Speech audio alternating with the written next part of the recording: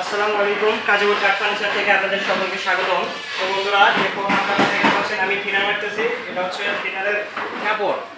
এই থিনারের কাপড়টা আমি মাল টানতেছি। আপনারা দেখায় কীভাবে মাল টানছি। আমি দেখেন টানলে মাল চকচক করে ভাই, কারণ আমরা কালার করে খুবই সুন্দর হবে, একদম ক্লিয়ারভাবে কালার করে থাকি। দেখেন মালটা চকচক করতেছে।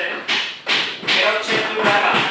এই দুইটার মাল বানানো হয় খুবই কম, হচ্ছে ইটাগানি দুইবার এর আগে বানানো হয়েছিল আপনার দুর্বল। তো এই মালটা আজকে চলে যাবে সেই কিশোরগঞ্জ। আজকে ফিনিশিং করে দিয়েছি। দেখতে পাচ্ছেন মালটা কি পরিমাণ ঝরঝর করতেছে।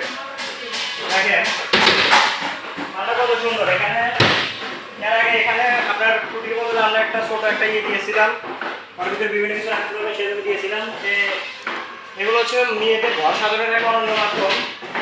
গানগুলো নিয়ে আপনারা